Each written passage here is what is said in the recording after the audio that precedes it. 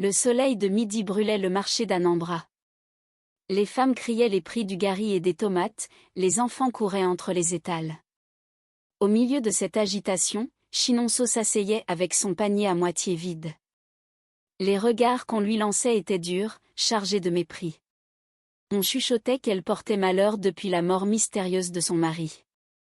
Personne n'osait acheter son gari, comme si ses produits étaient contaminés par la malédiction. Elle serrait son foulard autour de sa tête, les yeux embués. Chaque mot, chaque rire moqueur lui transperçait le cœur.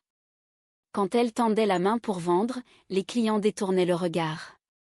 Veuve maudite, lança une femme en passant. Chinonso baissa les yeux, honteuse, priant intérieurement pour disparaître.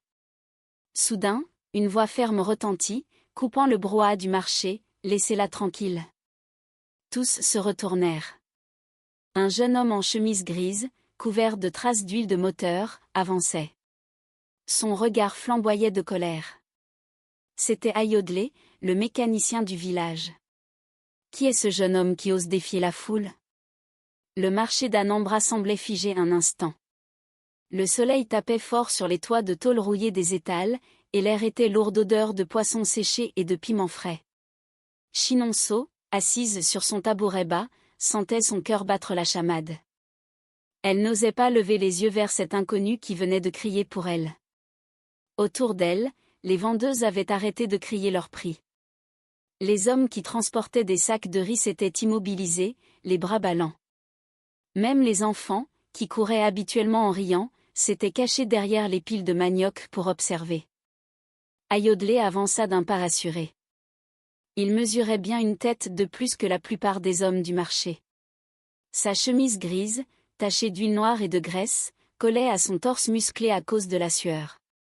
Ses pantalons kaki étaient usés aux genoux, et ses bottes en caoutchouc portaient les marques des longues journées passées penchées sur des moteurs. Mais ce n'était pas son apparence qui impressionnait. C'était son regard.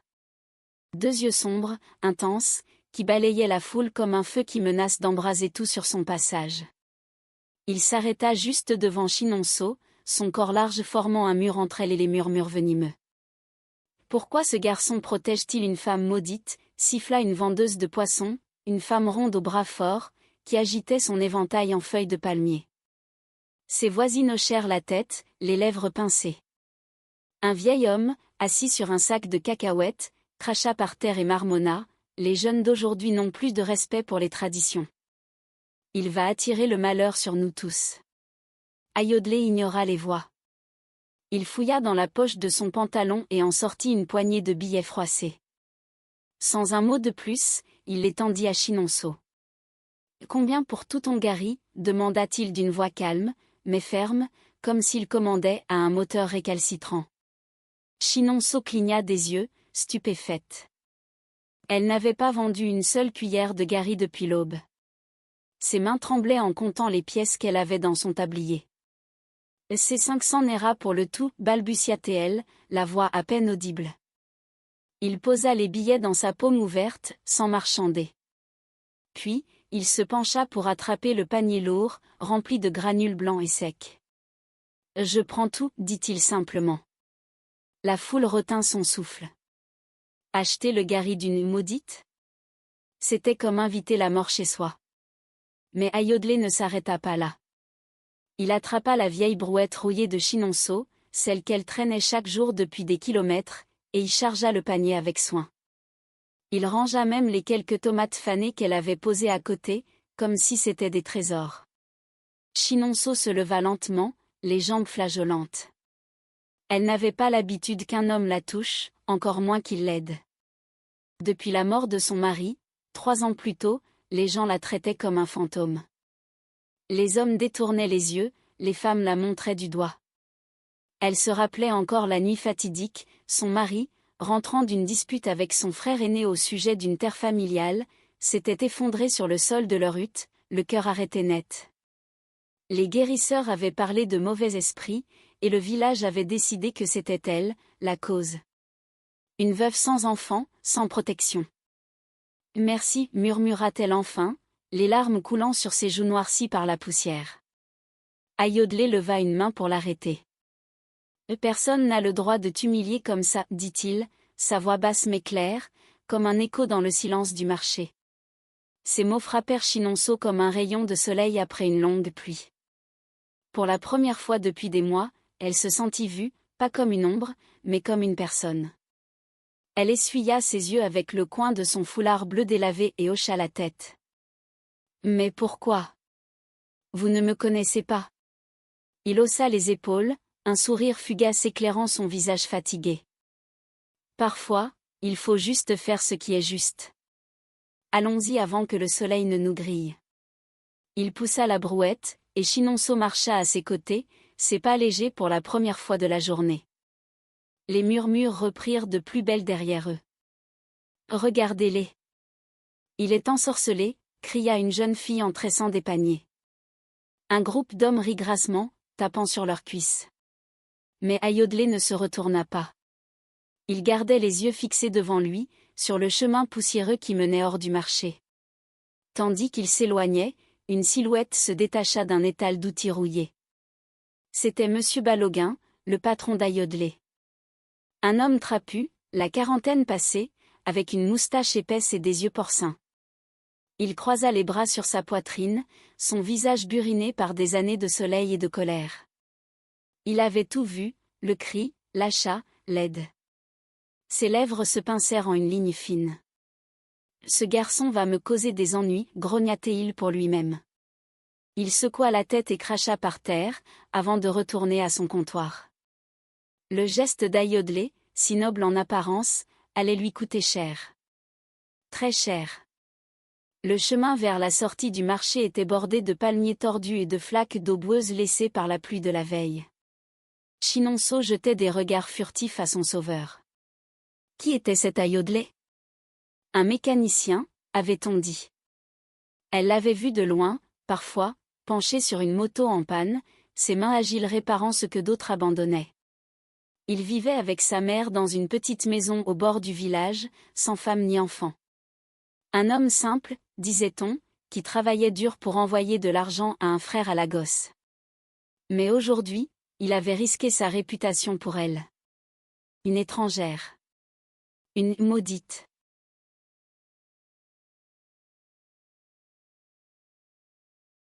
Soudain, un enfant surgit d'un buisson et lança un caillou vers la brouette. Il rebondit avec un bruit sec, faisant sursauter Chinonceau. « Sorcière !» cria le gamin avant de s'enfuir en riant. Ayodele s'arrêta net. Il posa la brouette et se tourna vers l'enfant qui disparaissait déjà. « Rentre chez toi et apprends le respect », lança-t-il d'une voix tonitruante. Le marché entier sembla trembler. Personne n'osa rire cette fois. Ils reprirent leur marche en silence. Chinonceau sentait une chaleur nouvelle dans sa poitrine. Peut-être que le monde n'était pas si cruel, après tout. Mais au fond d'elle, une peur persistait, et si ce geste entraînait Ayodele dans sa chute ? Elle chassa l'idée. Pour l'instant, elle voulait juste savourer ce moment de paix. De loin, Monsieur Baloguin les suivait des yeux, son esprit bouillonnant de plans. L'atelier allait payer pour cette folie. L'atelier mécanique se nichait au cœur du village, un hangar ouvert aux quatre vents, entouré d'une cour poussiéreuse jonchée de pneus crevés et de pièces rouillées. L'odeur âcre d'essence et d'huile chaude imprégnait l'air, mêlée au bruit incessant des marteaux qui frappaient le métal et des moteurs qui toussaient en essayant de démarrer.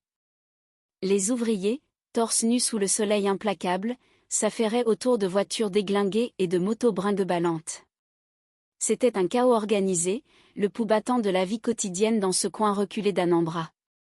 Ayodele poussa la lourde porte de tôle ondulée, sa boîte à outils cognant contre sa cuisse. Il sentait encore l'adrénaline du marché pulser dans ses veines. Son esprit vagabondait vers Chinonceau, ses yeux tristes, son sourire timide quand il avait chargé sa brouette. Il avait agi sans réfléchir, poussé par une colère sourde contre l'injustice. Dans son village, on apprenait dès l'enfance à baisser la tête, à ne pas défier les traditions. Mais Ayodele n'était pas comme ça. Il avait vu trop de souffrances inutiles, des familles ruinées par des rumeurs, des innocents chassés comme des chiens. Aider Chinonceau, c'était comme réparer un moteur cassé, il fallait juste les bonnes pièces et un peu de courage. Mais à peine avait-il posé un pied dans la cour que l'atmosphère changea. Les marteaux se turent un à un, comme si un signal invisible avait été donné. Les ouvriers levèrent les yeux, leurs visages luisants de sueur figés en masque de curiosité mêlée d'appréhension. Au centre de la cour, adossé à un vieux camion bleu délabré, se tenait Monsieur Baloguin. Son corps trapu bloquait la lumière du soleil couchant, projetant une ombre longue et menaçante. Sa chemise ample, tachée de graisse, était déboutonnée jusqu'au nombril, révélant un ventre proéminent. Ses bras croisés sur la poitrine accentuaient la tension dans ses épaules. Et ses yeux hauts, ses yeux noirs et froids fixaient Ayodelé comme un prédateur guette sa proie. L'Ayodelé, rugit-il d'une voix qui fit vibrer les tôles du hangar. Le nom claqua comme un fouet dans l'air immobile. Tous les ouvriers se redressèrent, sentant l'orage venir. Ayodelé s'arrêta net, son estomac se nouant. Il connaissait ce ton. C'était celui que Baloguin réservait aux voleurs ou aux paresseux. « Viens ici, tout de suite. » Ayodelé obéit, posant sa boîte à outils par terre avec un bruit sourd. Il essuya ses mains sur son pantalon, cherchant ses mots. « Patron, qu'est-ce qui se passe ? J'ai fini la réparation de la Toyota ce matin, et... » Baloguin l'interrompit d'un geste brutal de la main. Son visage, déjà rouge sous l'effet de la chaleur, vira à l'écarlate. Des veines saillantes pulsaient sur son front. « Comment oses-tu ? Comment oses-tu t'afficher avec cette femme maudite au marché ? Devant tout le monde. Tu veux que la malchance entre dans mon atelier ? Que les esprits mauvais s'installent ici et ruinent mes affaires ? » Sa voix montait en crescendo, attirant les voisins qui passaient par là.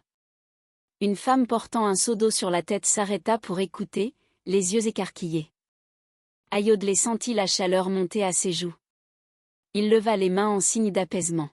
« Patron, attendez. Ce n'est pas ce que vous croyez. Chinonceau est innocente. Son mari est mort d'une maladie, pas d'une malédiction. J'ai juste acheté son gari pour l'aider. Elle souffre, personne ne veut d'elle. C'est de la cruauté, pas de la justice. » Mais Baloguin n'écoutait pas. Il avança d'un pas, pointant un doigt accusateur vers la poitrine d'Ayodelé. « De la cruauté ? Et moi, je suis quoi ? Un idiot qui paie un salaire pour que tu déshonores mon atelier ? Tu sais ce que les gens disent maintenant ? Que mon mécanicien principal fréquente les sorcières. Mes clients vont fuir. Les anciens du village vont boycotter mes réparations.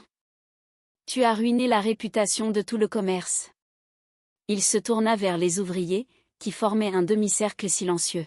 « Regardez-le. Ce héros qui protège les maudits. Il va nous maudire tous. » Un ricanement étouffé s'éleva du fond du groupe. C'était Kofi, un apprenti maigrelet aux dents gâtées, qui avait toujours envié la place d'Ayodelé. Les autres hochèrent la tête, certains par peur, d'autres par conformisme. Ayodelé sentit un poids s'abattre sur ses épaules. Il avait travaillé ici 5 ans, depuis ses 16 ans. Il connaissait chaque boulon, chaque câble de ses machines. Il avait réparé la voiture de Baloguin lui-même quand elle avait calé sur la route d'Onitsha. Et maintenant, tout ça pour un geste de bonté, « Patron, s'il vous plaît, écoutez-moi. Je n'ai rien fait de mal. Donnez-moi une chance de... » hurla Baloguin, attrapant la boîte à outils d'Ayodelé d'un geste rageur. Il la jeta aux pieds de son employé, les outils se répandant dans la poussière comme des os brisés. « Tu n'as plus de travail ici. Prends tes affaires et disparais avant que je ne t'accuse de vol pour justifier ton renvoi. » La foule des ouvriers murmura, un mélange de pitié et de soulagement. Personne n'osa intervenir. Ayodelé s'agenouilla lentement, ramassant un à un ses tournevis, ses pinces, ses clés à molette. Ses mains tremblaient légèrement, non pas de peur, mais d'une douleur profonde, comme un coup de poignard dans le ventre. Il avait besoin de ce travail. Sa mère comptait sur lui pour le loyer, pour la nourriture, pour les médicaments de son frère à l'hôpital de Lagos. Comment allait-il faire maintenant ? Il releva la tête, croisant le regard de Baloguin. Pas de haine, juste une tristesse infinie. D'accord, patron. Que Dieu vous bénisse quand même. Il se redressa, la boîte alourdie contre sa hanche, et tourna les talons. Les rires fusèrent dans son dos alors qu'il traversait la cour. L'adieu, le chevalier des veuves, lança Kofi, provoquant une vague de gloussements. Ayodhya serra les dents, les larmes brûlant au coin de ses yeux. Il ne les laisserait pas voir sa faiblesse. Dehors, le soleil se couchait derrière les collines, peignant le ciel en rouge sang. La route poussiéreuse menait à sa maison, une petite bicoque en banco avec un toit de chaume. Sa mère, Mama Ronquet, l'attendait sûrement, en train de remuer une marmite de soupe d'ocro sur le feu extérieur. Elle avait l'ouïe fine pour les ragots du village. Elle savait déjà tout. Et ce qui l'attendait n'était pas mieux. Ayodhya accéléra le pas, le cœur lourd. Il avait défendu l'innocence, mais à quel prix?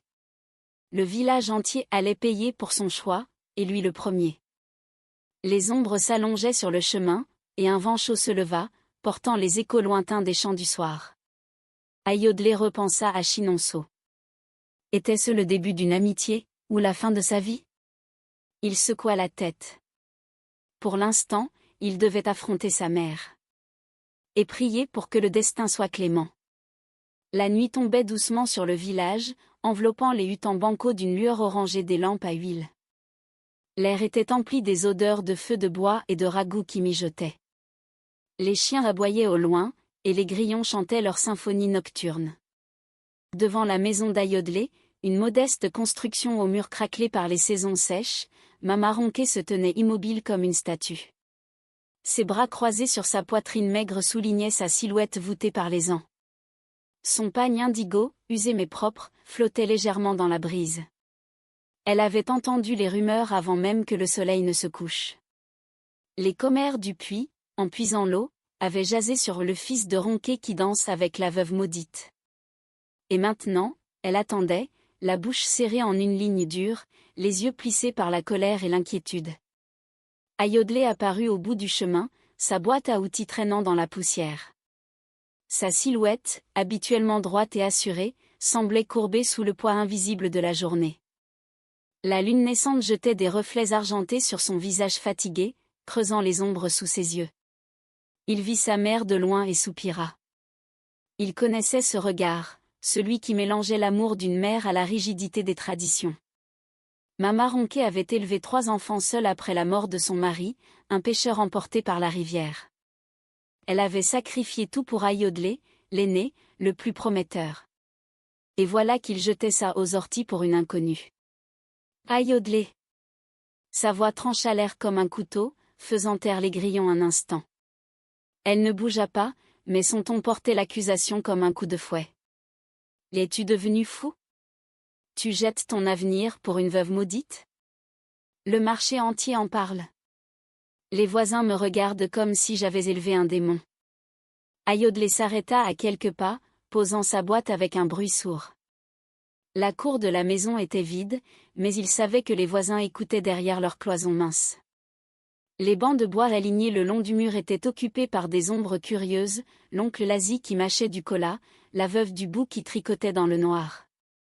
Tous attendaient le spectacle familial, comme on attend la pluie en saison sèche. « Maman, dit-il d'une voix lasse, en s'approchant. Calme-toi. Ce n'est pas ce que tu crois. Mama Ronquet décroisa les bras et pointa un doigt tremblant vers lui. Ses bracelets de perles cliquetèrent comme un avertissement. Pas ce que je crois? Tout le village sait que tu as défendu cette Chinonso au marché. Tu as acheté sa marchandise empoisonnée. Et maintenant, on dit que tu as perdu ton travail à cause d'elle. Mon fils, le mécanicien si doué, réduit à mendier pour une sorcière? Sa voix se brisa, passant de la fureur à la douleur. Des larmes perlèrent au coin de ses yeux ridés. Elle se tourna vers le ciel étoilé, levant les bras comme pour invoquer les ancêtres. Et Seigneur, sauve mon fils de la honte. Pourquoi m'as-tu donné un enfant si têtu? Il va nous maudire tous. Ayodhya sentit une pointe au cœur. Il s'agenouilla devant elle, prenant ses mains calleuses dans les siennes. Maman, écoute-moi. Chinonso n'est pas une sorcière. Son mari est mort d'un accident, une dispute qui a mal tourné. Les gens inventent des histoires parce qu'ils ont peur. Elle est seule, sans famille, et le village la traite comme un animal. J'ai juste fait ce que n'importe quel homme honorable ferait, je l'ai aidé. Sa voix était douce, persuasive, comme quand il expliquait à un client comment réparer une courroie usée. Mais Mama Ronquet secoua la tête, se dégageant de sa prise. Honorable? Et moi, alors? J'ai vendu mes bijoux pour t'envoyer à l'apprentissage chez Baloguin. J'ai jeûné pour que tu aies du travail stable. Et pourquoi? Pour que tu ramènes la malchance à la maison? Les anciens disent que les veuves comme elle attirent les esprits mauvais. Si tu continues, personne ne voudra de toi. Pas de femme, pas d'enfant, pas de respect. Elle se mit à pleurer ouvertement maintenant, les épaules secouées. Les voisins murmurèrent plus fort, pauvre Ronquet, son fils est perdu. Ayodelé se releva, le cœur serré. Il voulait la serrer dans ses bras, lui dire que tout irait bien, mais les mots lui manquaient. Maman, je ne changerai pas aider les autres, c'est ce qui me rend homme. Demain, je trouverai du travail ailleurs. Et Chinonso, elle mérite une chance, comme moi.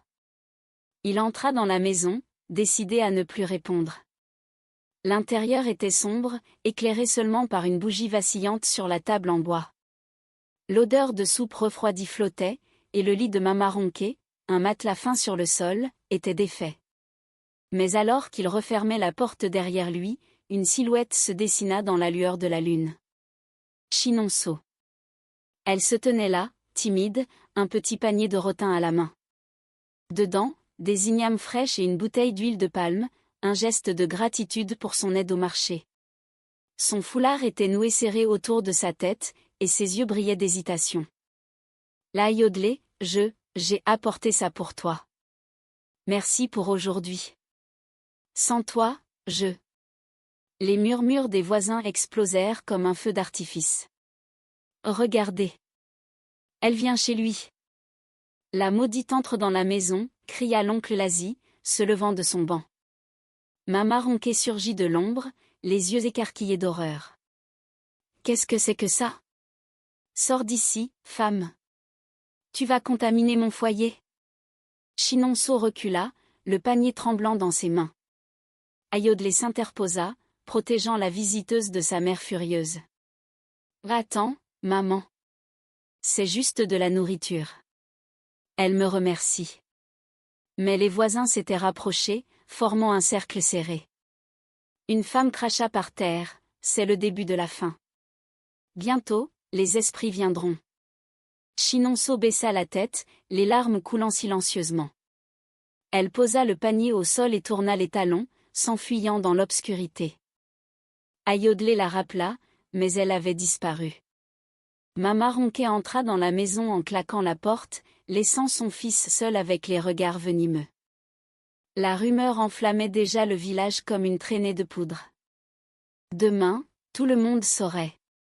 Et l'isolement ne ferait que commencer. Le grand manguier se dressait comme un géant bienveillant au bord du village, ses branches étendues protégeant un coin de terre rouge de la morsure du soleil. Ses feuilles larges bruissaient doucement sous le vent chaud du soir, portant l'odeur sucrée des mangues mûres qui pendaient encore aux rameaux. C'était un refuge secret, loin des regards indiscrets du marché et des huttes serrées. Ayodelé avait étalé une natte usée sur le sol, faite de fibres de palmier tressées, et y avait posé 2 calebasses d'eau fraîche. Chinonso arriva la première, ses pas légers sur le sentier herbeux. Elle portait une robe simple en coton bleu, ses pieds nus effleurant la terre. Son foulard, noué lâchement, laissait échapper quelques mèches de cheveux noirs et bouclés. Ayodelé surgit peu après, essuyant la sueur de son front avec un chiffon. Il avait passé la journée à chercher du travail, frappant aux portes des fermiers pour réparer leurs tracteurs, offrant ses services aux transporteurs de la route principale. Mais les portes se fermaient, les têtes secouaient. Pas avec la malchance qui te colle, lui avait-on dit. Pourtant, son visage n'était pas marqué par la défaite. Il sourit en voyant Chinonso, un sourire chaleureux qui chassait les ombres de la journée. Assieds-toi. J'ai apporté du gari et du poisson fumé. On partage. Chinonso s'installa sur la natte, croisant les jambes sous elle. Ses mains tremblaient encore du souvenir de la veille, quand Mama Ronquet l'avait chassée de la cour. Elle avait pleuré toute la nuit dans sa hutte vide, se demandant pourquoi le destin l'avait envoyée à Ayodhya. Était-ce une bénédiction ou une nouvelle malédiction? Je ne sais pas si c'est une bonne idée, murmura-t-elle, la voix douce comme une brise. Les gens parlent déjà. Si on nous voit. Ayodhya s'assit en face d'elle, versant l'eau dans les calebasses. Laisse-les parler. Ils ont des langues longues, mais des cœurs petits.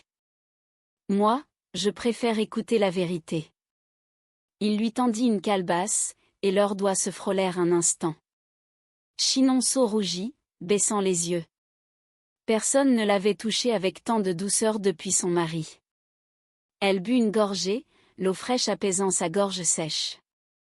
Le silence s'installa, confortable, seulement brisé par le chant des oiseaux qui rentraient au nid. Chinonso leva enfin les yeux, ses prunelles sombres brillant comme des étoiles dans la pénombre grandissante. « Pourquoi fais-tu ça pour moi? Tu as perdu ton travail, ta famille te rejette. À cause de moi. » Sa voix se cassa, et elle serra les poings sur ses genoux. Ayodhya secoua la tête, mordant dans une mangue juteuse. Le jus coula sur son menton, et il rit doucement. Parce que c'est juste. Raconte-moi ton histoire, Chinonso. Pas les rumeurs, la vraie. Encouragée par sa voix calme, elle commença à parler. D'une voix tremblante d'abord, puis plus fluide, comme un fleuve qui trouve son lit. Elle raconta son enfance dans un village voisin, sa rencontre avec son mari lors d'une fête de récolte. Il était charpentier, fort et joyeux, avec un rire qui faisait danser les cœurs. Ils s'étaient mariés sous le manguier même où ils étaient assis, promettant fidélité et enfants. Mais la vie avait tourné court. Une dispute familiale au sujet d'une terre héritée avait envenimé les choses. Son mari, rentrant furieux cette nuit-là, s'était effondré dans leurs bras, le cœur brisé non par une maladie, mais par la colère refoulée. Les guérisseurs avaient fouillé, trouvé rien, mais le village avait décidé, c'était elle, la jeteuse de sorts. Sans preuve, juste parce qu'elle était veuve, sans fils pour la défendre. Les larmes coulèrent sur ses joues, traçant des sillons dans la poussière. Ils disent que je porte malheur. Que tout ce que je touche se fane. Mon panier reste vide, ma hutte froide. Je prie tous les soirs, mais Dieu semble sourd. Sa voix se fit un murmure, brisé. Ayodhya posa sa mangue, doucement, prit sa main dans la sienne. Sa paume était chaude, calleuse des outils, mais tendre. Et tu n'es pas maudite, Chinonso. Tu es juste victime des mensonges des hommes. Les gens ont peur de ce qu'ils ne comprennent pas. Ton mari est mort d'un chagrin trop lourd, pas de toi. Et moi, je vois une femme forte, qui se lève chaque matin malgré la douleur. Ces mots enveloppèrent Chinonso comme un manteau chaud. Pour la première fois depuis des années, elle sentit son cœur s'alléger, comme si un poids invisible s'envolait. Elle serra sa main en retour, un geste timide mais sincère. Un silence profond les enveloppa, seulement troublé par le vent dans les feuilles. La lune montait haut, baignant la natte d'une lumière argentée. Ayodhya raconta à son tour, sa mère stricte, son frère malade à Lagos, ses rêves d'ouvrir un grand atelier un jour. Ils rirent de petites choses, un singe qui volait des mangues l'année passée, une pluie torrentielle qui avait transformé le chemin en rivière. L'amitié naissait là, fragile mais vraie, comme une pousse verte dans la terre sèche. Mais dans l'ombre des buissons épais, deux jeunes du village les observaient. C'étaient Indé et Obi, des garnements paresseux qui traînaient au marché pour voler des fruits. Dissimulés derrière un tronc tordu, ils ricanaient en chuchotant. Tindé, le plus grand, aux dents jaunes, plissa les yeux, regardez-les, main dans la main. Demain, Tout le monde saura qu'il fréquente la maudite. Ça va être le scandale du siècle. Obi hocha la tête, un sourire malveillant aux lèvres. On raconte aux anciens qu'ils font des rituels sous le manguier. Ils vont le chasser pour de bon. Ils rirent bas, avant de s'éclipser dans la nuit, leurs pas étouffés par les herbes hautes. Ayodhya et Chinonso ne virent rien. Ils se levèrent enfin, pliant la natte ensemble. Merci pour cette soirée, dit-elle, la voix plus ferme. C'est comme si j'avais respiré pour la première fois. Il hocha la tête, on se revoit demain. Ici même. Elle partit la première, silhouette gracile dans la lune. Ayodhya resta un moment, le cœur gonflé. Cette amitié interdite était un risque, mais elle valait tous les rejets du monde. La rumeur allait se répandre comme un feu de brousse,